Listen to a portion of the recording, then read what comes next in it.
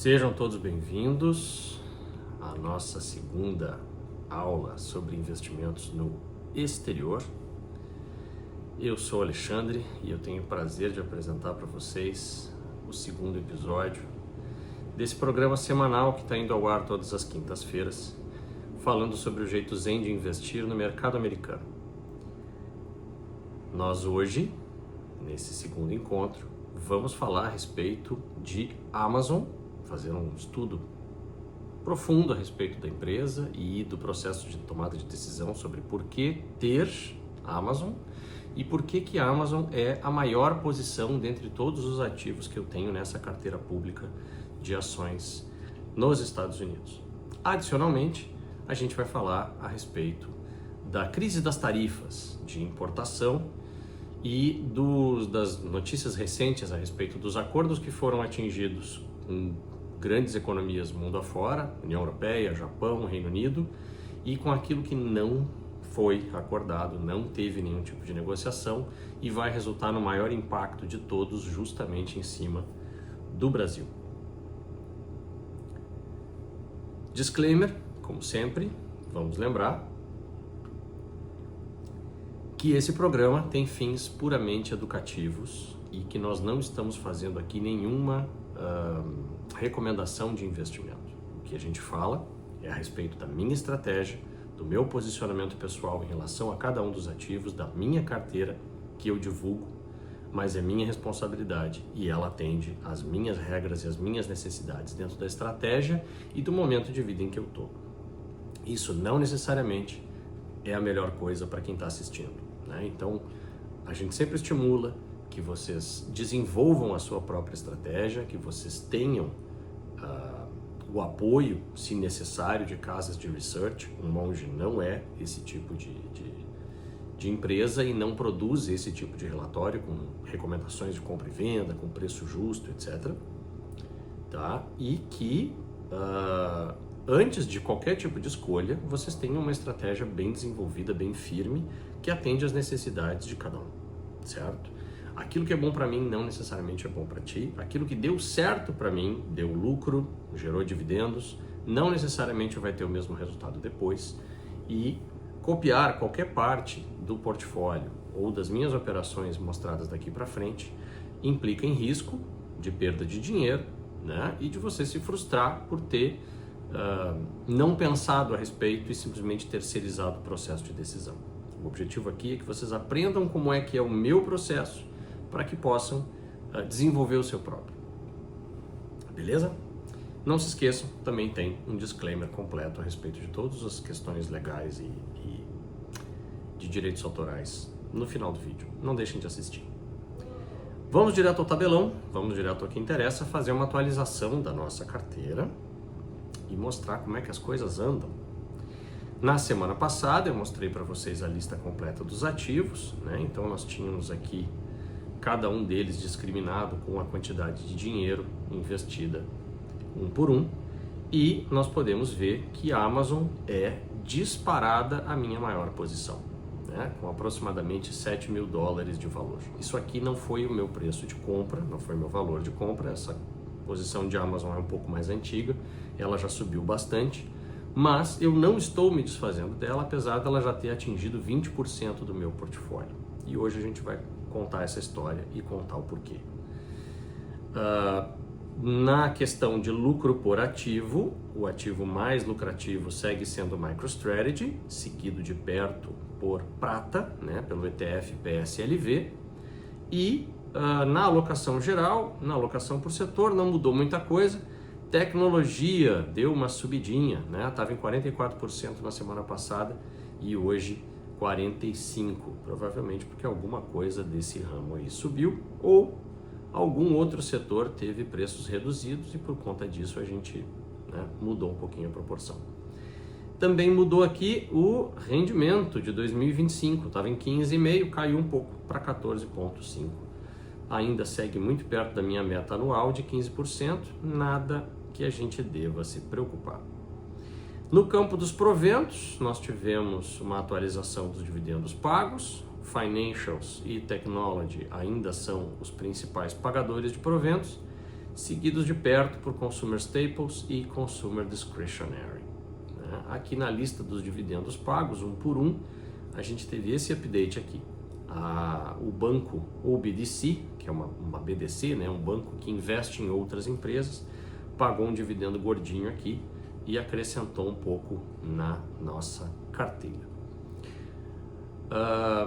Olhando os proventos por ativo, a Amazon justamente se encontra vazia. Ela é uma empresa que não paga dividendos. Então, por que diabos, né? Se eu estou buscando renda passiva, eu optei por uma empresa que não paga dividendos. Bem, a Amazon se destaca por várias outras coisas. Não é uma empresa que eu considero madura e que, quando for, provavelmente fará não só buybacks, como também o pagamento de proventos. Então, é um investimento para longo prazo e que, enquanto não há o provento pago, não há o dividendo, pelo menos a gente tem a interessante valorização dos papéis, né? De maneira que o crescimento da Amazon tem mais do que compensado a falta de pagamento nesse sentido. Quais são os grandes destaques da empresa? O que me chama mais atenção nela? A primeira coisa é a questão da onipresença. A Amazon é uma empresa que tem um contato diário com as pessoas praticamente em todo o hemisfério ocidental, inevitavelmente, né? Seja diretamente a pessoa entrando no site da Amazon e realizando uma compra, ou, por exemplo, assistindo um filme da Netflix que fica na nuvem dentro dos provedores da Amazon, do AWS, né? O Amazon Web Services. Então, os produtos e serviços da Amazon, eles nos atingem o dia inteiro, todos os dias, independente da gente fazer um contato direto com a empresa ou não. A Amazon, ela é líder mundial em e-commerce, né? Ela começou como uma grande loja digital, parecida com o Mercado Livre, mas depois ela se expandiu para muitos outros setores, né? Entre eles o AWS, o Web Services, né? Que é um serviço de computação de nuvem, que é também o maior do mundo hoje, bem à frente de concorrentes como o Microsoft. Em termos de publicidade digital, ela já é a terceira, ficando atrás apenas da Google e da Meta. E a Amazon, apesar de ser uma empresa de tecnologia, uma empresa que tem gastos com Research and Development bem grandes, né, e que poderia estar associada a uma certa incerteza, já que o setor tem muita inovação, muita concorrência e às vezes algumas coisas dão errado, eu considero a Amazon uma empresa extremamente previsível. Por que eu digo isso? Porque ela tem um ciclo de negócios muito repetitivo, muito constante e que tem sido certeiro em todas as suas iniciativas. Como é que a Amazon trabalha? Partindo desde lá do e-commerce até a aquisição do Whole Foods e negócios em farmácia e outras coisas que eles estão se metendo. A Amazon investe, ela inova, ela cria produtos muito interessantes, ela gasta para crescer, então esses produtos entram às vezes sem lucro algum, né, ou com uma margem muito apertadinha, e esse crescimento vai fazendo com que a rede de clientes do mundo inteiro compre o novo produto da Amazon, seja o que foi o e-commerce antigamente, seja o Prime Video, seja, como eu disse, né, o Whole Foods, que é uma rede de supermercado. Tudo que eles fazem assim. E aí, depois de um tempo, este novo negócio amadurece e surge o lucro. A empresa se enche de dinheiro, pega essa grana e vai atrás do próximo negócio. E assim eles têm feito há muitos anos. Eles têm feito isso praticamente desde 1997, quando o capital de Amazon foi aberto, né? Da mesma forma que outros ativos favoritos meus, o Amazon também faz um negócio de altíssima fidelização, né? E de renda muito previsível também, porque trabalha com programas de assinatura. Da mesma forma que a gente falou de Adobe na semana passada e que nós vamos comentar de outros ativos que estão listados na minha carteira, o Amazon, através do programa Prime, ele faz entrega assim, com frete grátis, ele tem o Prime Video e outros benefícios para o usuário, que paga uma anuidade ou uma mensalidade relativamente baixa dentro do orçamento da pessoa, mas que somando os milhões e milhões de usuários pelo mundo todo, resulta em uma renda confiável, previsível e crescente, porque o pricing power que a Amazon tem hoje, né, o quanto ela pode usar dessa fidelidade para aumentar os seus preços sem perder os clientes, não só é uma renda confiável, mas é também uma renda crescente ano a ano. Tanto é que o crescimento em praticamente todos os aspectos da vida financeira da empresa está em torno de 10% ou mais, sendo que alguns negócios, como por exemplo a receita com publicidade, tem crescido até 20% de um ano para o outro. Nós estamos para ver uma divulgação de resultados que deve sair entre hoje e amanhã, dependendo de quando esse vídeo vai estar indo ao ar, mas o fato é que nós temos aqui uma empresa de grande crescimento, de alta confiabilidade, de alta qualidade e já assumiu uma posição monopolista em alguns dos seus grandes serviços e que está se tornando cada vez mais onipresente, pelo menos enquanto a gente estiver falando de hemisfério ocidental. A gente sabe que China, Índia tem questões particulares, tanto culturais quanto de regulação. Tem um Alibaba, né? Tem outras grandes empresas que fazem coisas parecidas com a Amazon, mas em termos de Ocidente é uma empresa absolutamente dominante. E que está, nesse momento, a meu ver, descontada. Ela está barata do meu ponto de vista. Por quê? Porque o mercado está precificando como uma grande ameaça a questão das tarifas de importação que a gente vai discutir na segunda metade do vídeo. Porém, eu discordo desse consenso de que as tarifas ameaçam a vida da Amazon. Eu entendo que esse é um problema temporário, é um problema localizado, regional, né? E que não vai afetar sobremaneira a vida da companhia e dos seus rendimentos. Vamos dar uma olhadinha então nos websites que eu costumo consultar e o que eu posso destacar em cada um deles a respeito da empresa. Começando aqui pelo nosso próprio website, né, pelo Monge Investidor, que está preparando um artigo.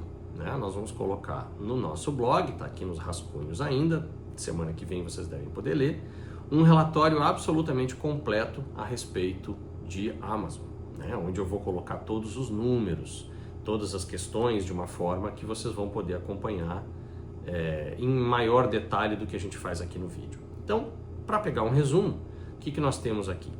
Nós temos a Amazon como sendo uma empresa de qualidade excepcional, que tem uma barreira ampla de combate à concorrência, o fato da liderança em e-commerce, o fato da liderança em publicidade digital e computação em nuvem são alguns desses fatores. O outro é o fato deles agirem com uma margem de lucro pequena, que para eles é suficiente, mas que para um concorrente se torna um problema a partir do momento em que ele vai precisar operar no prejuízo para operar mais barato que a Amazon. É muito difícil vender com margens tão apertadas e ter lucro, precisa de muita quantidade. E isso justamente é o que a empresa do Jeff Bezos tem.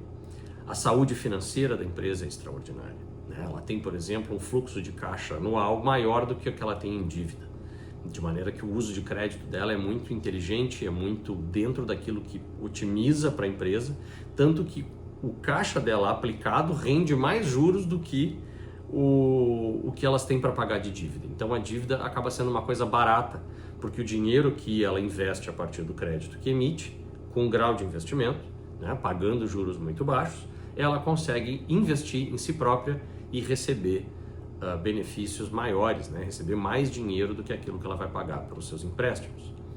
Nós temos um free cash flow per share crescendo em torno de 15% ao ano. Nós temos uma diversificação que inclui de verdade algumas aquisições, mas que tem também um crescimento orgânico muito elevado, porque os negócios vão dando certo e vão alcançando milhões e milhões de pessoas a cada ano que passa. Né? É uma empresa que eu considero previsível, como eu falei. Existem riscos, evidentemente, especialmente pelo fato dela ser uma posição muito concentrada minha, de estar com 20%, agora talvez até um pouquinho mais, de participação na minha carteira. Então, dentro desse relatório vocês vão poder ver todos os detalhes, todos os argumentos explicados de uma outra forma, em texto, em vez do que a gente faz aqui em vídeo. Eu acho que uma coisa complementa a outra e eu super recomendo que vocês sempre façam essas duas observações. Beleza? Bom, Indicadores financeiros da Amazon, a gente pode ver aqui no Status Invest, que é um site que eu gosto muito, tanto para ativos estrangeiros quanto para ativos do Brasil. A gente vê a evolução da cotação, a questão da volatilidade histórica. Dependendo de quem a gente consulta, a gente vai ver a Amazon como uma empresa mais volátil ou menos volátil. Em relação ao SP500, a volatilidade é maior. Em relação à indústria de tecnologia ou de varejo amplo, que também é uma classificação dada para a empresa, nós vamos vê-la menos volátil do que os seus pares. Então, preço é uma coisa que é secundária para a gente, mas a volatilidade é a nossa aliada, porque se houver uma queda brusca, por conta de qualquer pânico, qualquer nervosismo que não afetou os fundamentos, isso é uma oportunidade de compra. E a volatilidade no sentido da euforia, de trazer um valuation totalmente desproporcional, coisa de 50%, 60%, 60% de preço sobre lucro, pode acontecer, pode também nos trazer uma oportunidade de venda parcial para depois vir buscar essa ação novamente a preços mais atraentes. Uma coisa que eu quero chamar a atenção para vocês aqui em relação ao crescimento do Amazon é que, obviamente, a cada ano que passa fica mais difícil de crescer, né? Principalmente receita. Os outros processos, através de otimização, de robótica, o lucro líquido lá no final pode até continuar crescendo mais, mas as vendas têm um certo limite. Então, nós vimos uma empresa que chegou a 29% de crescimento ano sobre ano, à medida em que vai conquistando os mercados, não vai tendo tanto potencial de expansão assim, esse ritmo vai se enfraquecendo. Mas esse enfraquecer ainda nos coloca numa posição muito confortável. De 2025 para trás, né, considerando 12 meses, nós temos um crescimento de 17,86% ano sobre ano. É muita coisa ainda. Enquanto a Amazon estiver crescendo mais de 10% ao ano nos seus diferentes elementos, né, nos seus diferentes números, a gente vai considerar ela uma empresa growth, né, uma empresa que cresce bastante. O site seguinte, que a gente dá uma olhadinha agora, é o Simply Wall Street, que é uma fonte de consulta fantástica. Eu recomendo bastante também que vocês pesquisem, visitem o site e procurem colocar lá um ativo qualquer por curiosidade e ver o relatório que sai, ver o quanto eles são detalhistas e o quanto a apresentação desses dados se dá de uma forma bastante amigável para quem quer rapidamente absorver bastante informação. Então, a Amazon, olhada aqui do ponto de vista do Simply Wall Street, das análises feitas com inteligência artificial por eles, por algoritmos, né? A gente vê que é uma empresa que tem uma saúde financeira absurda, né? Com nota máxima, tem um histórico também espetacular, com nota máxima. Há dúvidas do ponto de vista dessas análises a respeito do futuro da companhia, eu vou tirar algumas delas. E nós temos um valuation que ainda eu considero barato dentro das techs, né, das grandes empresas de tecnologia como é a Amazon. Né? Apesar da gente estar falando aí de um preço sobre lucro na casa dos 30, eu ainda considero que a Amazon não é uma empresa que esteja sobrevalorizada. Dividendos, obviamente, recebe a nota mínima, 0, porque afinal de contas eles não são pagos. Mas isso, como eu falei, é um problema que eu acredito que vai se resolver no futuro, certo? Então, entre os muitos detalhes mostrados aqui, o que eu gostaria de destacar para vocês, começando aqui na parte de valuation, é que dentro dos parâmetros que a Simply Wall Street usa, o preço justo da ação seria de $343 e nós estamos ali em torno dos 230, de vez em quando volta para 220, de vez em quando sobe, e essa faixa, ela nos dá uma subvalorização na casa dos 32,8%, que é bastante coisa, né? É um potencial de valorização muito interessante. Se vocês quiserem conhecer os modelos matemáticos que o site usa para fazer essa exploração toda, a gente tem aqui, né, um pouco mais de detalhes. Eu não vou entrar agora para a gente não perder tempo, mas vocês podem depois navegar e se aprofundar nesse estudo, né? Em relação aos seus pares, a Amazon operando a 37,2 vezes o lucro, né? Ou se a gente olhar no futuro, né, no que seriam os lucros projetados para o ano que está iniciando hoje, seria de 35,4. A Amazon não é uma empresa barata, mas o que eu acho em relação a isso? Qualidade tem preço, né? E eu vejo a Amazon, por exemplo, como uma empresa muito maior, muito mais segura do que Mercado Livre, que está operando a 44 vezes o lucro, né? E que não dá para a gente comparar, por exemplo, com a Alibaba, porque a Alibaba é uma empresa com altíssimo controle estatal, com muita confusão interna, sujeita a eventuais sanções mais profundas por parte dos Estados Unidos e da Europa, dependendo do que a China aprontar. O Amazon não está sujeito a nada disso, então o risco de Amazon é muito menor, então mais do que justifica o fato dele ser 2 vezes mais caro em termos de preço sobre lucro do que a empresa chinesa. Que mais que nós temos aqui, né? Como a gente falou, o preço sobre lucro da empresa é elevado, mas ele poderia ser mais, baseado nas expectativas de crescimento, de uma série de modelos matemáticos. A Simple Wall Street considera que até 42,2 nós ainda estaríamos numa faixa de preço justo.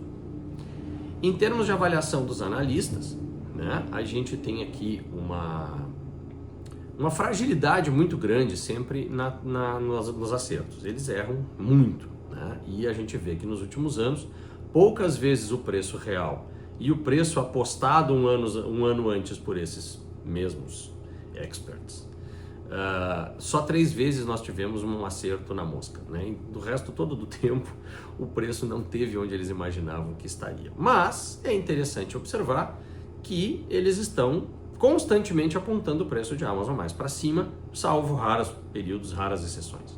E que para os próximos 12 meses acontece exatamente a mesma coisa. A ideia é que a Amazon continue se valorizando num consenso de 63 analistas, que é um número bastante grande, né? A gente pode dizer que dá para fazer uma média legal aí e confiar nisso como um consenso do mercado como um todo, né? Em termos de crescimento, chama atenção novamente, né, para a rampa que faz a ponta de cima, digamos assim, das contas, né, na parte de receita e também na parte de lucro, que de 2023 para cá vem subindo gradativamente. Tirando aqui o revenue, que é a receita, e colocando o free cash flow, a gente percebe também que o caixa da empresa, apesar de oscilante, porque existe aquela fase de investimento pesado no próximo grande negócio, na próxima grande ideia de Amazon. Então a gente viu isso acontecer aqui, viu isso acontecer em 2025 e vai ver isso acontecer em anos futuros. A régua não vai ser essa retinha maravilhosa aqui, porém a tendência de longo prazo é sempre de crescimento desses 2 parâmetros que eu prezo bastante, né? Em termos de crescimento comparado com o resto da indústria, a Amazon tende a crescer um pouco mais, e em relação ao mercado, então a diferença é ainda maior, né? De 15,6% ao ano contra 15,0%.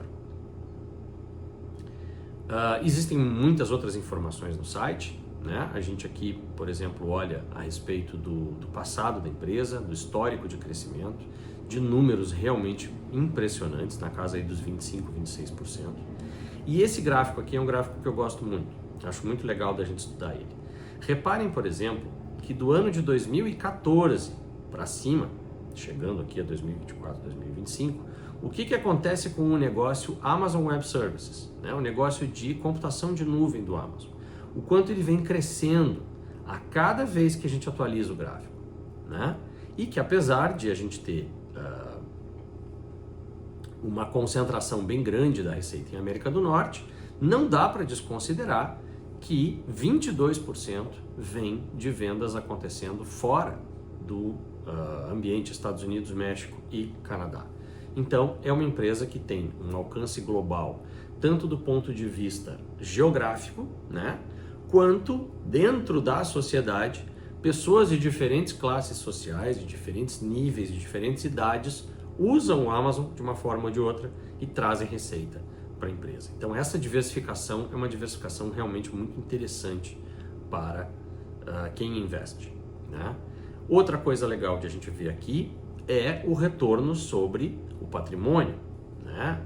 Os ativos da empresa geram um lucro muito grande e que não só estão acima da indústria, mas que estão subindo de ano a ano. Então há uma previsão positiva em relação a esses elementos, né, a esses múltiplos. Não preciso falar a respeito da saúde financeira de Amazon, ela tem muito mais ativos do que passivos, né, e tem essa tranquilidade de fazer o pagamento da dívida que eles têm a hora que quiserem, né, porque afinal de contas eles têm 5 vezes mais dinheiro do que dívida, de forma que fica fácil lidar com isso. Ainda assim, é interessante observar que a própria dívida de Amazon atingiu seu pico, ali nos 92, quase 93 bilhões de dólares, em 2023, e que de lá para cá vem diminuindo enquanto o equity não para de subir. Muito bom o comportamento do papel nesse sentido, né? A dívida está aqui, ó, como um probleminha muito pequeno a ser resolvido. Na verdade, é uma ferramenta que a empresa usa para crescer mais rápido, certo? Depois, quem quiser estudar um pouco mais, aqui também tem coisas muito interessantes sobre, por exemplo, a remuneração do CEO, né? Como é que é a relação entre o dinheiro que ele ganha e o dinheiro que a empresa ganha. Porque às vezes o salário é muito grande, os bônus são muito grandes, mas eles estão pouco relacionados com o resultado que a empresa está gerando. E isso não é legal. Na Amazon, a gente tem uma política muito forte, muito sadia de relacionar as duas coisas. Se o CEO quiser ganhar dinheiro, a empresa tem que ganhar dinheiro. E aqui a gente tem outros dados a respeito do tempo que os diretores estão, o nome de cada um deles, se eles andaram vendendo ou comprando os papéis nos últimos 3 meses. Nesse caso aqui a gente não tem notícias oficiais disso, porém, em mídia social aparecem várias vezes declarações do Jeff Bezos ao fisco americano de vendas pequenas, é verdade, de ações da empresa. Então, o Jeff Bezos vende. Isso é um alerta? Eu não considero. Por quê? Como estes caras que dirigem grandes empresas têm uma quantidade enorme de ações e, volta e meia, fazem uma aquisição de alguma coisa cara, um iate, uma mansão, o que quer que seja, uma nova empresa pequena que eles estejam querendo começar, fora da holding que eles dirigem, isso leva o sujeito a fazer vendas. Então eles podem vender pelos mais diferentes motivos. Um divórcio pode ser um evento que faz com que o camarada tenha que vender ações. Agora, a compra, essa sim é muito importante. Infelizmente aqui a gente não tem nenhuma, mas os insiders comprando significa que existe uma confiança muito grande de que o papel vai passar a subir. E isso é o que a gente quer ver também. Mudando do Simple Wall Street para o Seeking Alpha, eu quero chamar a atenção de vocês a respeito dessa comparação aqui com os pares, aonde a Amazon tem um crescimento total, seria preço mais dividendos, e aí eu estou equiparando quem já paga dividendos ao crescimento de preço do Amazon, ela fica atrás somente do Mercado Livre, em termos de crescimento nos últimos 5 anos. Ela entregou 50,89% com dados atualizados. O Mercado Livre, é verdade, cresceu mais, 115,02%, mas como eu digo, é uma empresa menor, opera a múltiplos muito mais altos, e eu, entre as duas, optei pela que não só tem o e-commerce como fonte de receita, mas uma série de outras coisas também. Na área de investidores do site do Amazon, a gente também tem muita informação interessante para quem vai comprar. É importante ler, é importante pesquisar, né? E dar uma olhada no que os diretores estão dizendo aos seus acionistas. E a gente tem então essa semana mais um boletim trimestral. Não é para mim o mais importante, eu gosto de olhar as cartas e os boletins anuais, como esse aqui de 2024, que conta, por exemplo, aquilo que eu chamei a atenção logo na primeira página, que é o crescimento perto de 10% em praticamente todos os setores da empresa, em todos os pontos em que o dinheiro flui. A gente está vendo esse aumento ano após ano, que é muito, muito positivo. Então, nós estamos gravando esse programa no dia 30 de julho, no dia 31, amanhã, quinta-feira, talvez hoje para quem estiver assistindo a gravação, às 5 horas da tarde, pelo horário americano, vai ter o Earnings Call. É interessante de acompanhar, mas como eu digo, não é o essencial, porque a oscilação trimestre a trimestre não é o que mais me interessa. E sim, como é que a empresa se comporta ano após ano, ciclo econômico atrás de ciclo econômico, ciclo interno de produção, como é o caso desses negócios novos que a Amazon faz, né, eu gosto de ver no que deu cada um desses grandes passos que a empresa optou por fazer. Agora, dando uma olhadinha na parte de análise técnica, tá? E aí eu quero chamar a atenção para algumas coisas, né? O meu índice emoji de qualidade, ele aqui não está muito feliz, né? E aí pode se estranhar, né? Tipo, pô, como é que tu vai assumir justamente uma posição tão grande numa empresa que não tem todos os dados que tu prefere? Eu gosto de buyback. A empresa ainda está emitindo ações, como a gente vê nesse gráfico aqui, esse ano, né?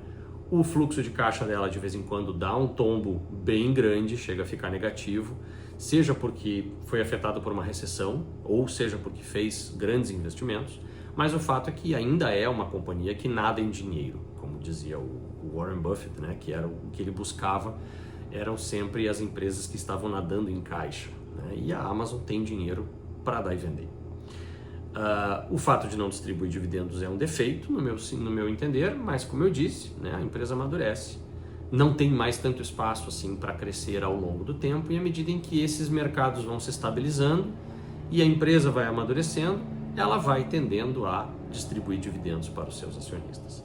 E na parte da margem de lucro, interessante, isso está aparecendo ali na carta de 2024, a margem de lucro da empresa está aumentando legal, né, está aumentando bem. Ainda não passou dos 10%, mas isso não é um defeito, justamente porque aperta a margem dos seus concorrentes. Olhando aqui o gráfico de preços, o que a gente vê? Primeiro que desde a abertura da empresa, que foi aqui, a abertura de capital em 97, se não me engano ela foi fundada em 1994, abriu o capital e a empresa já deu uma disparada, participou da bolha de 2001, onde todas as techs desabaram, né? E o preço aqui estava perto de 30 centavos por papel. Sofram comigo na hora de olhar esse ponto aqui.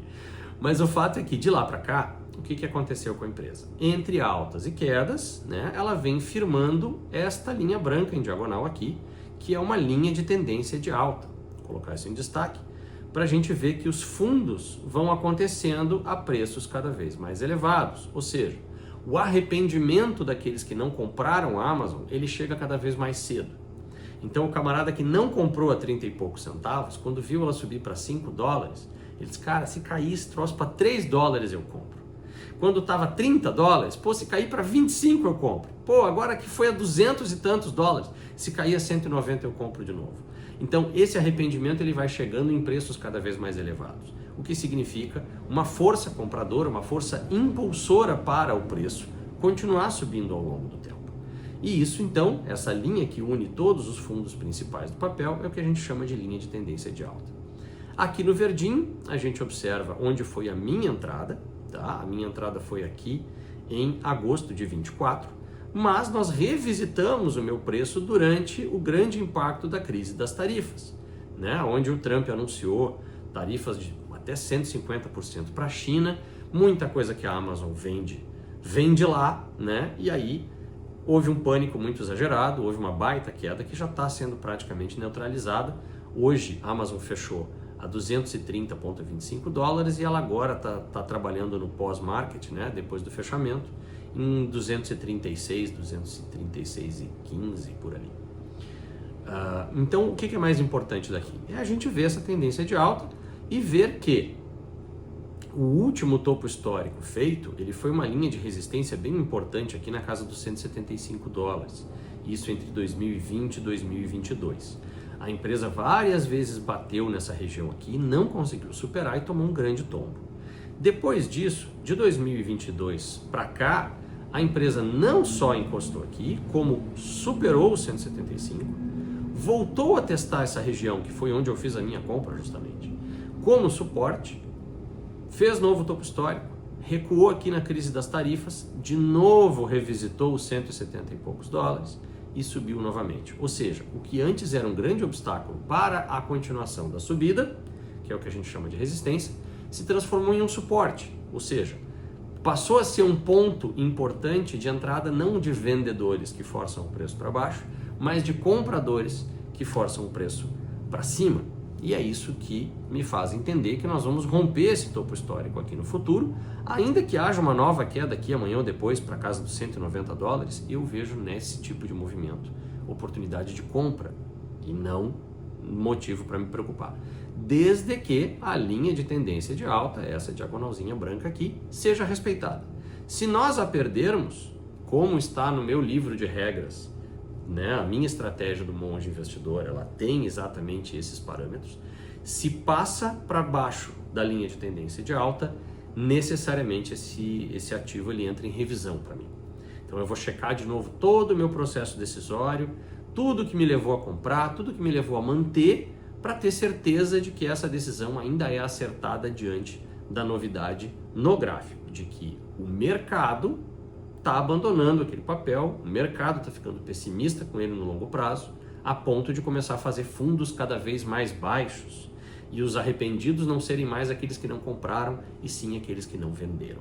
Então, quando a gente entra nesse tipo de situação, eu, apesar de entender a Amazon como um investimento e não como um trade, eu fico de olho naquilo que o mercado está fazendo, porque, de repente, algum player grande que está se desfazendo das ações sabe de alguma coisa que a gente não sabe, né? De algo que aconteceu ou que virá a acontecer com a empresa no futuro.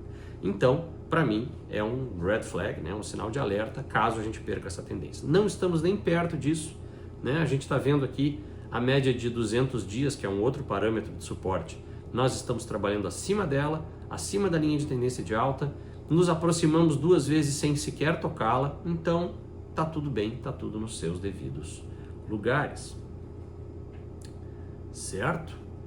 Então, sobre a Amazon, isso é o que eu tenho a dizer.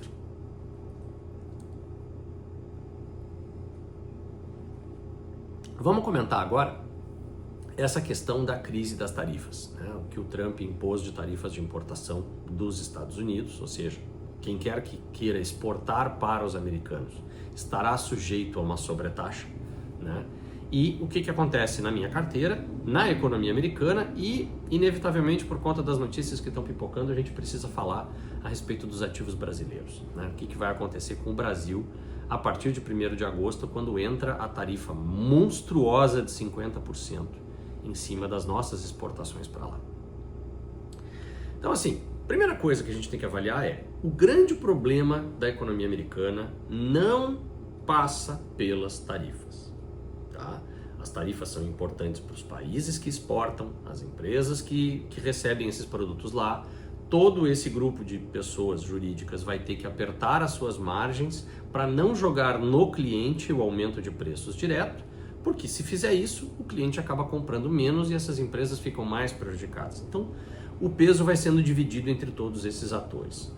O grande pepino americano chama-se déficit fiscal, o déficit primário. O que acontece?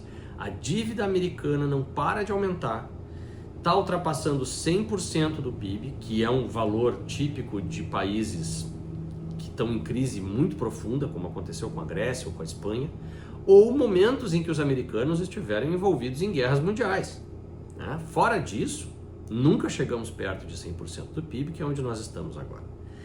E para a manutenção dessa dívida, ou seja, para pagar os juros dos bonds, dos treasuries que vão sendo emitidos mês após mês, rolando a dívida americana, o governo está gastando mais de 1/4 daquilo que arrecada.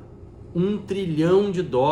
Já passamos disso, acho que já está perto de 1,3 trilhão de dólares por ano para rolar essa dívida gigantesca na casa dos 35, 36 trilhões. Não dá para fazer isso sem emitir dinheiro. E aí, isso acaba resultando em aumento de preços ali na frente. Então, esse é o grande pepino dos americanos hoje. Se o Fed baixa os juros, os preços disparam. Se o Fed não baixa os juros, o juro da dívida fica muito caro e ela não para de aumentar, porque o governo vai imprimindo dinheiro e se endividando cada vez mais para justamente rolar a própria dívida que já fez e não conseguem obter um superávit. Ou seja, eles são tão ineficientes que eles não conseguem de nenhuma forma ganhar mais dinheiro, arrecadar mais dinheiro do que estão gastando. O último cara que conseguiu fazer isso foi o presidente Bill Clinton, um democrata. Depois disso, nós tivemos governos democratas, como o do Obama e do Biden, e tivemos governos republicanos, do Trump, mas essa dívida não para de crescer, os gastos públicos não param de crescer, E não vai ser a tarifa que vai fazer esse quadro mudar radicalmente. Tá?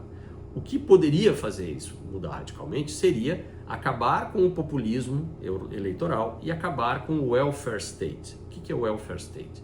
É o governo assumir a função de cuidar de todas as pessoas dentro do país. Então, ficou desempregado, eu vou te dar um seguro-desemprego. Se machucou, eu vou te dar um seguro de saúde. Se aposentou, eu vou te dar um dinheiro para que tu possa viver.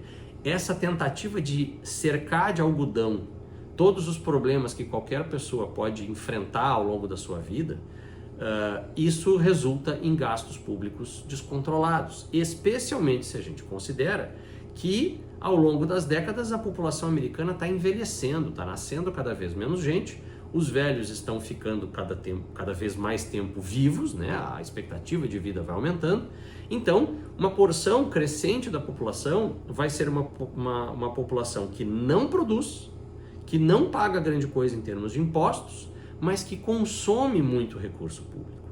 E enquanto os políticos continuarem prometendo isso e fazendo isso, porque são pressionados a cumprir esse tipo de promessa, a questão americana de endividamento ela não vai se resolver. E qualquer arrecadação que o governo venha a ter por conta das tarifas também não vai ser suficiente para tapar esse enorme buraco de mais de $1 trilhão por ano. Aqui eu cito Thomas Sowell, economista, que disse uma coisa maravilhosa que eu acho que resume bem esse quadro, que é: o fato de tantos políticos bem-sucedidos serem mentirosos tão descarados não é apenas um reflexo sobre eles, mas também sobre nós. Quando o povo quer o impossível, apenas os mentirosos podem satisfazê-los, e somente a curto prazo. É uma verdade dura, ela vale para o Brasil, ela vale para os Estados Unidos e ela é a grande causa desse problema todo, né? As pessoas querem o impossível e o impossível tem consequências bem ruins no longo prazo.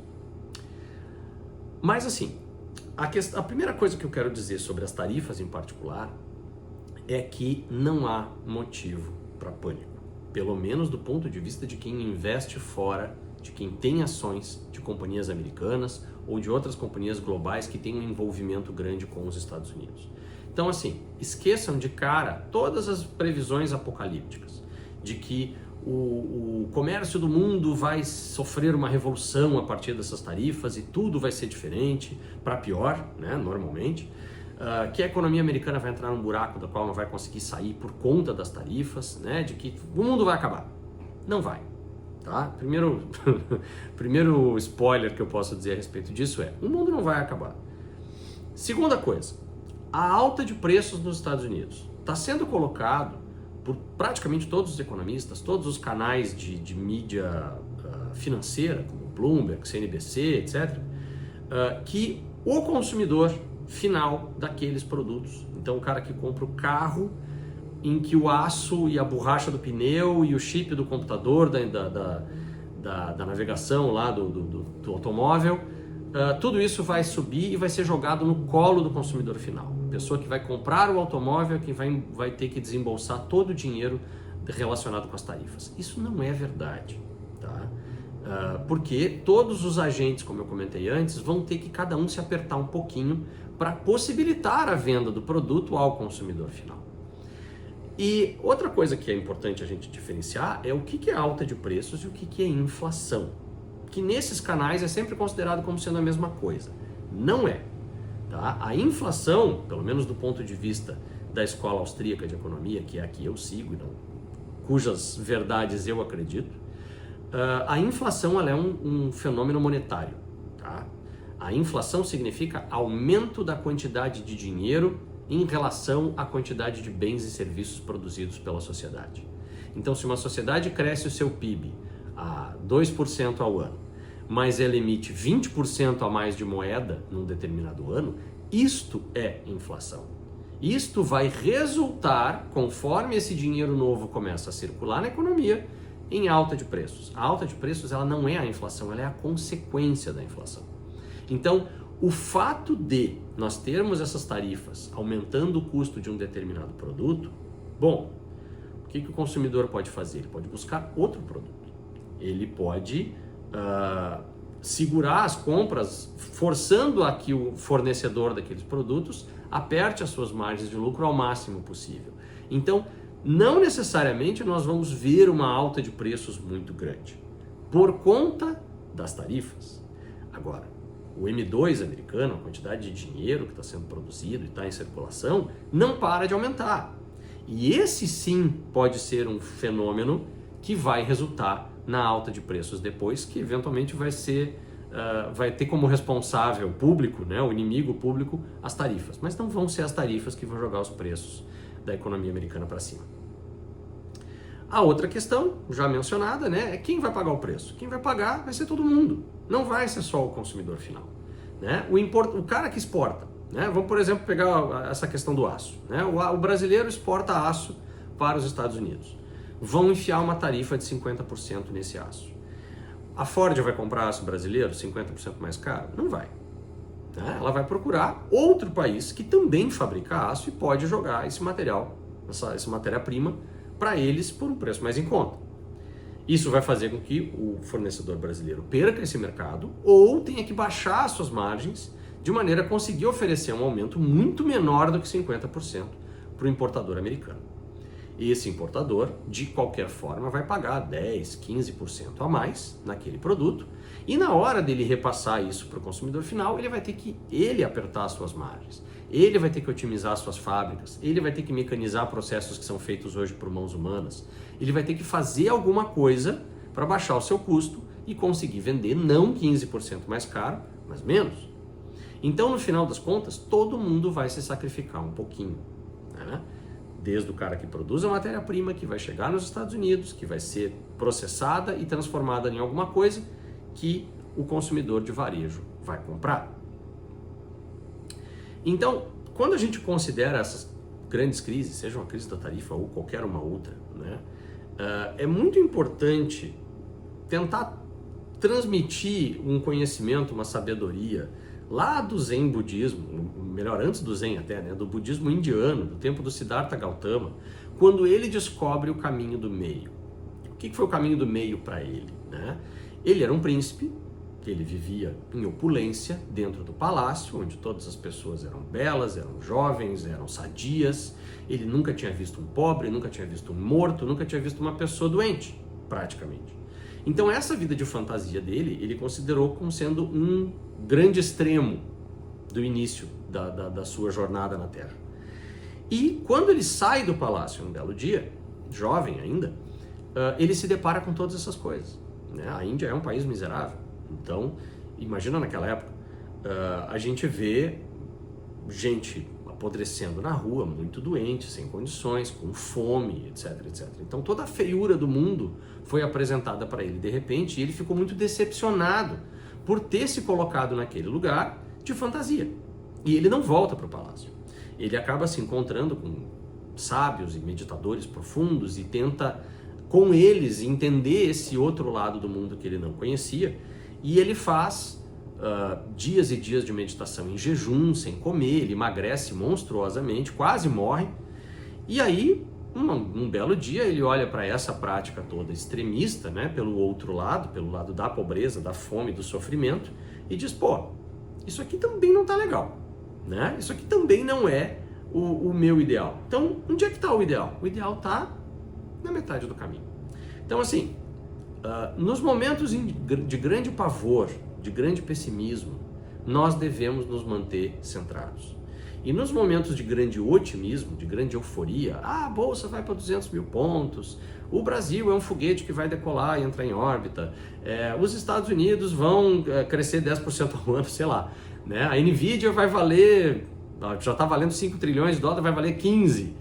Na hora que acontecem essas previsões muito eufóricas, a gente também tem que dar uma pisadinha no freio e também se colocar mais na metade do caminho. Nem pelo lado da euforia e nem pelo lado do pânico. Lembrando que, ainda que uma dessas coisas, né, seja a euforia ou o pânico, atinjam com muita força o preço de uma determinada ação, esse impacto ele se dilui ao longo do tempo. Né? Aquilo que subiu muito numa época de euforia, 15 anos depois a gente vai olhar, é um tiquezinho desse tamanho no gráfico. E da mesma forma, grandes crises, como a crise de 1929, a quebra da Bolsa, a gente olha hoje o gráfico do SP500 e aquilo ali representa um nada, ainda que naquele momento tenha sido muito importante, tenha mudado a vida de muita gente. Então, para o investidor de longo prazo, essas oscilações, esses impactos surpresa de grandes medidas, de grandes crises, de um crash, lá na frente, daqui a 10, 20, 30 anos, isso não vai fazer tanta diferença assim. E um outro ponto interessante. O livre mercado, e eu não estou falando da bolsa, estou falando da economia, né? O livre mercado, ele é naturalmente estável no longo prazo. O que significa isso? O que é estabilidade? Estabilidade não é uma linha reta, não é não ter perturbações. Estabilidade é, uma vez que a gente sofre uma perturbação, haver uma força natural de retorno ao centro. Então, se um determinado elemento econômico leva uma pancada e sai do seu ponto de equilíbrio, ele vai voltar aos poucos para esse lugar. Isso é estabilidade. Então, estourou uma guerra, a Ucrânia foi invadida, as tarifas entraram, sei lá, acontece um acidente atômico em Fukushima. Todas essas coisas fizeram com que a economia estremecesse em alguma medida.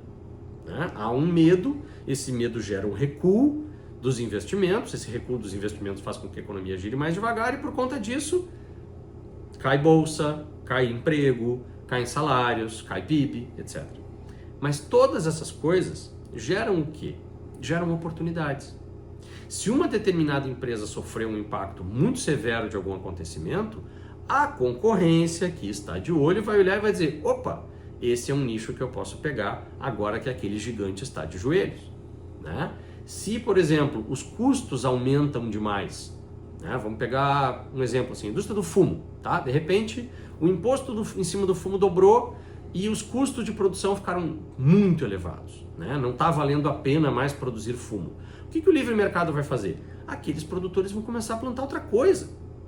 E quando esses produtores começarem a plantar outra coisa, o que vai acontecer? Vai ter menos fumo no mercado para uma mesma demanda. Ou seja, aqueles que ficarem nesse mercado vão começar a lucrar mais apesar do impacto daquele superimposto que foi aplicado. Então, tudo que acontece na economia gera uma reação imediata, mas também ao longo do tempo essa reação vai se desfazendo pelos próprios movimentos de oferta e de demanda. Se a gente tiver uma super safra de alguma coisa, o preço cai e na safra seguinte as pessoas não vão estar dispostas a plantar aquilo, porque a sua margem de lucro ficou muito pequena ou eles tiveram de repente até prejuízo. Né? E aí esse prejuízo vai fazer com que eles saiam desse mercado, no ano seguinte a gente tenha menos oferta para uma mesma demanda e aí aos pouquinhos a coisa vai se equilibrando de novo. Isso é o que acontece, isso é o natural. Adiante, gente. Como é que fica o Brasil nessa história? Bom, essa é a parte triste da avaliação toda, né? Porque o que aconteceu com todos os países praticamente? Né? Existe uma fila hoje enorme de nações que estão em contato com o governo americano para negociar as questões tarifárias. Né? Então, quem tinha certas barreiras comerciais a produtos americanos as estão derrubando. Quem tinha burocracias estão tentando resolver de maneira a facilitar a importação de produtos americanos para dentro daquele país. Né? Tem toda uma negociação, inclusive algumas coisas indiretas que não tem a ver com a economia, como a questão do fentanil no México. Né? O Trump botou uma tarifa imensa em cima do México e condicionou a retirada à não entrada mais de drogas letais e ilegais para dentro dos Estados Unidos através da fronteira sul com o México. O que aconteceu com o México? O México saiu prendendo quadrilheiro a rodo e com isso conseguiu baixar as suas tarifas. Todo mundo, então, de uma certa forma, está se esforçando para criar uma situação negociável com o governo norte-americano. E o governo norte-americano, liderado pelo Trump, ele está fazendo o Art of the Deal. Art of the Deal é um livro escrito por ele, ou junto com o Donald Trump, né? Porque ele não é assim um cara muito letrado para escrever um livro por conta própria, onde ele explica que no mundo dos negócios, né, dentro do império imobiliário que ele mantém, né, em parte criado por ele, em parte herdado pelo pai, ele é um cara, ele é um negociador extremamente agressivo. Então ele chega sempre com propostas absurdas. E essas propostas absurdas apareceram, por exemplo, quando ele assumiu esse novo mandato, dizendo que ia comprar a Groenlândia, que o Canadá podia ser o 51º estado americano e que ele ia meter tarifas violentíssimas em cima de todo mundo. E realmente, os números que ele apresentou no começo de abril eram absurdos. Só que isso sempre é parte de uma negociação mais longa. Então, ele conseguiu, por exemplo, aumentar as tarifas para a União Europeia de uma média de 3% para 15%. Isso é um aumento gigantesco, né? Que ganharia as manchetes sozinho. Mas o que aconteceu? Ele começou dizendo que ia taxar de 30% a 50% a União Europeia. E aí a Europa teve que correr atrás, teve que negociar, vão fazer investimentos de 600 bilhões de dólares nos Estados Unidos, vão facilitar a entrada de produtos americanos na Europa para reduzir as tarifas a 15%. Na verdade, elas estão subindo de 3% para 15%. Né? Então, de um jeito ou de outro, os países estão conseguindo se livrar daqueles números absurdos, que nunca foi o objetivo do Trump em manter, né? Mas sim, os Estados Unidos estão conquistando coisas, tanto comerciais quanto não comerciais, dentro desses países, melhorando a relação com esses países, tirando certos obstáculos que eles queriam arrancar, né? E com isso, apesar do aumento de tarifas, ser num valor em que as indústrias conseguem se adaptar, os custos podem ser baixados de algumas outras formas e lá na ponta do consumidor final a coisa não chega tão terrível. O Brasil não fez nada disso. O Brasil não negociou. O Brasil não respondeu de forma racional ao que estava acontecendo. E nós destruímos qualquer ponte, qualquer possibilidade de comunicação com o governo norte-americano. Então, nós vamos receber os 50% de tarifa sobre as exportações a partir do dia 1º de agosto. Quem mais vai sofrer com isso, num primeiro momento, são aquelas empresas que exportam em grande quantidade para os Estados Unidos. E aí eu posso citar a Embraer, com seus aviões, a Cutrale, com seu suco de laranja, e a JBS, com as suas carnes. Né? Esses caras, de pronto, vão tomar um baita do tombo, né? Porque os seus produtos 50% mais caros não interessam ao mercado americano. E os Estados Unidos têm de onde tirar avião, tem de onde tirar suco de laranja e certamente tem de onde tirar carne também. Então, num primeiro momento, esse impacto ele vai ser sofrido por esses grandes exportadores.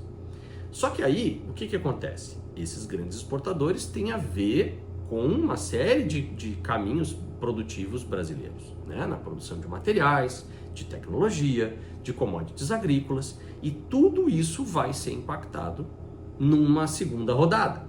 E aí a gente pode ter inadimplência de certas empresas, afetando o lucro de bancos, e aos poucos essa coisa vai se desenrolando e contaminando toda a economia brasileira. Alguns argumentos apareceram aí, e nesse caso eu vou ser o cara mais pessimista, né? Dizendo coisas do tipo assim, a gente troca os Estados Unidos pela China. Quando é que a China comprou avião brasileiro? Nunca. Tá? A China se interessa por commodities agrícolas e por minerais raros. É isso.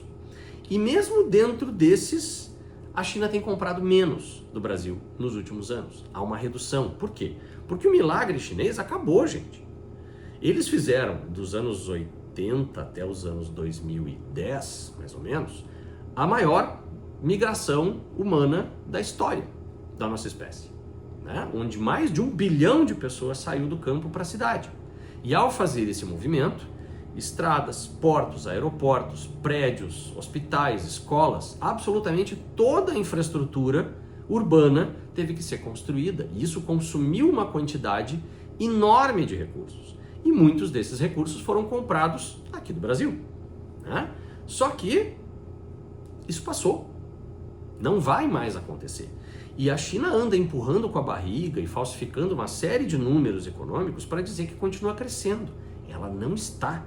A população chinesa já começou a diminuir, a economia chinesa vem encolhendo e ela está sendo empurrada pelo governo que imprime dinheiro alucinadamente, subsidia todos os seus aspectos industriais, né? Todas as suas grandes forças, como por exemplo os carros elétricos que estão invadindo a Europa hoje, e até ameaçando a indústria automobilística europeia, são carros com subsídio fortíssimo do governo chinês. Então não tem lucro ali, não tem uma economia real girando ali. Então a gente não pode depender da China como comprador dos nossos produtos. Vai ser um impacto muito severo que a China não vai conseguir substituir. E uma outra, aí eu já vou dizer que não é nenhum erro, é uma mentira mesmo, é dizer o seguinte: a gente vende tudo no mercado interno e isso vai fazer com que os preços caiam e o brasileiro vai ser muito mais feliz agora que nós não estamos exportando para os Estados Unidos. Primeiro, o brasileiro não come avião, né? Então não vai ter nem espaço para esse tipo de produto. Se a Embraer pegar toda a produção que costumava botar nos Estados Unidos e tentar botar aqui, as nossas empresas de aviação estão quebradas, estão arrebentadas. Quem não entrou em falência está entrando agora, ou vai entrar logo ali na frente. Então, imagina se a nossa indústria nacional vai conseguir absorver esse tipo de produto. E pelo outro lado, a questão dos alimentos, né, o suco de laranja, carne, sim, num primeiro momento os preços vão baixar quando toda essa enxurrada de produto perecível, não estocável, chegar no mercado brasileiro, chegar no supermercado brasileiro. Só que isso é só no primeiro momento. O pessoal que está fazendo suco de laranja para os Estados Unidos e vai ter que vender no prejuízo no Brasil, eles não vão continuar produzindo, eles vão parar, eles vão trancar as máquinas, eles vão esvaziar o campo, eles vão demitir, vão encolher de tamanho. E aí os preços destes produtos voltarão ao normal a partir do momento em que a quantidade em circulação no Brasil vai ser equivalente ao que tinha antes dessa enxurrada, dessa onda de produtos perecíveis que vão ter que entrar no mercado brasileiro por conta praticamente desse bloqueio comercial que os americanos estão fazendo. Então, muita atenção a esse efeito dominó, né? Não só o primeiro impacto, mas a partir dos cortes de produção, o que vai acontecer com a economia brasileira? Se está cortando produção, está cortando gente, está cortando empregos. As pessoas perderão seus empregos. Ao perderem os seus empregos, a quem elas vão recorrer? Ao gasto público, ao seguro-desemprego, ao FGTS, ao Bolsa Família, a todas as coisas que antes elas conseguiam bancar com o seu próprio salário e agora vão precisar que o governo banque. E o que significa isso? O governo vai aumentar gasto público, ele só pode aumentar gasto público aumentando a arrecadação, que ele já não consegue mais. Hoje em dia, cada imposto novo faz com que a arrecadação brasileira caia, e imprimindo dinheiro, que resulta em inflação, que mata o poder de compra daquelas pessoas assalariadas, e isso, né, gera um ciclo de pobreza ainda pior. Então, o Brasil está sendo implodido em termos econômicos a partir do que aconteceu. Como resolver isso, né? Como é que o investidor zen vai achar uma solução para esse problema? A primeira resposta, eu acho que vocês vão entender como óbvio, que é o seguinte: nós não estamos investindo o suficiente no exterior. Nós não temos ativos suficientes fora do Brasil. Precisamos investir mais no exterior, né? Então, se já era importante antes de tudo isso acontecer, a gente ter uma fonte de renda em moeda forte, a gente tem investimentos em empresas que não dependem do Brasil, que não estão sediadas no Brasil, e o nosso próprio dinheiro não estar dentro das fronteiras de um país que crescentemente está se tornando tirânico, vigilante e arrecadador, agora então nem se fala, né? É absolutamente essencial, minha opinião, vocês podem discordar, mas eu entendo que é absolutamente essencial o camarada que quer ter um futuro econômico decente botar uma parte do seu dinheiro fora do Brasil. E aí eu diria que quanto mais puder botar, melhor. Investir no exterior é sediar grana num lugar mais longe do alcance do governo brasileiro, mas é também investir em empresas que não tem nada a ver com isso, né? Mas as empresas americanas vão sofrer com as tarifas? Sim, algumas vão. E aí a gente pode escolher nomes que sejam mais resistentes a todo esse movimento, em que o impacto das tarifas não seja tão grande, porque eles têm outros mercados, porque eles estão operando de maneiras muito diversificadas, e isso vai fazer com que a operação deles seja mais segura, o fluxo de caixa pode até ser impactado, mas não vai ficar negativo, e essa empresa vai sobreviver. Então é atrás de ativos desses que a gente deve estar. Não é coincidência que dentro dos meus ativos selecionados, já muito antes dessa crise aparecer, eu tenho muitos nomes que são justamente resistentes a esse problema da tarifação. Outra coisa, olho naquilo que a empresa produz, vende e lucra. Não nas manchetes, não nas oscilações de preço de curto prazo, a não ser como oportunidade de entrada, né? O que nos interessa é saber o impacto sobre o negócio, não sobre o preço do papel. Mas, se o preço do papel desabou por conta de medo, isso nos traz oportunidades. Da mesma forma que quando a gente está num período muito eufórico, a gente também pode realizar lucros, vendendo todo ou parcialmente um determinado ativo. A volatilidade, portanto, ela não é um inimigo do investidor. Muito pelo contrário, a volatilidade ela é uma aliada. Porque nas distorções de preço que o pânico e a euforia geram, é que a gente consegue operar com maior capacidade de lucro. É onde a gente consegue achar grandes oportunidades, né? E também não custa lembrar que os Estados Unidos não são o único lugar do mundo que tem boas empresas, né? Nós podemos olhar, por exemplo, empresas que têm potenciais interessantes regionais no sul da Ásia, na África, na Europa, e que não vão se importar muito com o andamento desse movimento das tarifas do Trump. Perdão. Eu, por exemplo, tenho uma pequena posição que não está no lucro, mas que amanhã ou depois eu acredito que vai virar, que está aonde? Vamos olhar aqui no dashboard. Está aqui. Cadê a bichinha? Está aqui, ó. KSPI, tá? O que é a KSPI? A KSPI é uma fintech do Cazaquistão. Sim, eu fui buscar uma empresa no Cazaquistão para investir. Então, gente, o que a KSPI tem a ver com as tarifas do Trump? Nada. Não afeta ela em absolutamente nada. O mercado dela é o mercado ali que vai da Mongólia até a Índia, no máximo, passando por China, passando por outras repúblicas ali próximas, do centro da Ásia, do sul da Ásia. Então, não vai haver uma catástrofe em cima da KSPI, mesmo que o próprio Cazaquistão estivesse sofrendo tarifas de exportação gigantescas para os Estados Unidos. Porque o mercado deles é local, o mercado deles é regional. E ali a coisa vai continuar circulando. Eles fornecem crédito pequeno para a pessoa comprar hoje e pagar daqui a um mês. Eles têm soluções de pagamento para lojistas. Eles têm um ambiente de venda de e-commerce, tudo dentro da mesma plataforma. Então, assim, é o tipo de negócio que não vai nem ver, não vai nem perceber que aconteceram esses movimentos todos por conta das tarifas do Trump. Então, a gente pode pensar um pouquinho mais fora da caixa e encontrar soluções sem perder o sono, sem perder a calma. De tudo isso que eu falei, qual é a opinião de vocês? O que vocês acham?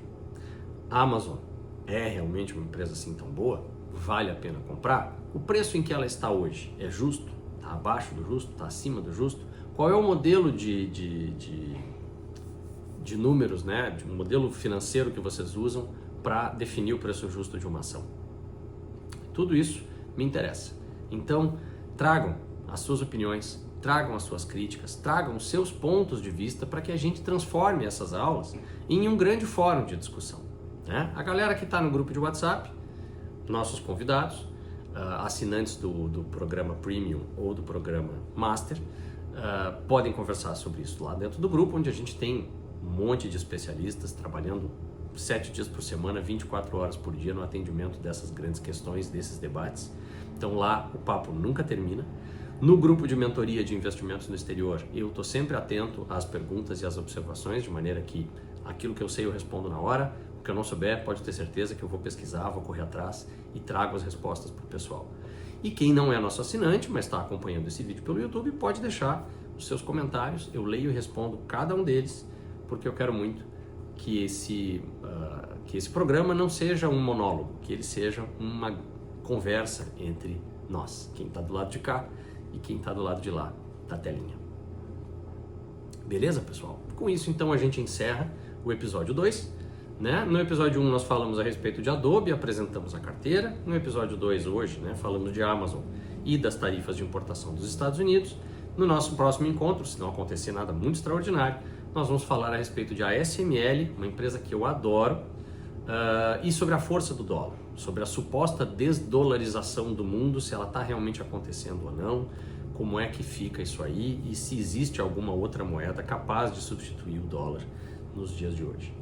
O resto da programação eu deixo aqui disponível para vocês. Claro, se acontecer alguma coisa extraordinária, a gente entra em regime de plantão, né?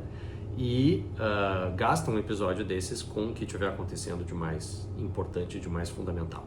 E não se esqueçam, os nossos assinantes, eles podem deixar no grupo de mentoria os seus pedidos de ativos que não estejam nessa lista e que a gente vai avaliar no final dessa primeira temporada. Beleza? Gente, como sempre, eu agradeço demais a presença de vocês. Eu fico muito feliz de estar aqui compartilhando conhecimento, recebendo as suas impressões, participando de alguma maneira do processo decisório de vocês, como um professor, como alguém que está compartilhando a sua experiência pessoal, as suas opiniões pessoais, mas que pode de repente gerar algum insight, passar alguma informação que seja importante para a montagem da estratégia de vocês e para o processo decisório de vocês na hora de comprar ou vender um ativo, na hora de montar uma carteira, na hora de definir o que vai ser maior e o que vai ser menor dentro do portfólio de cada um. Obrigado por tudo, nos vemos na semana que vem, leiam o disclaimer final, até a próxima.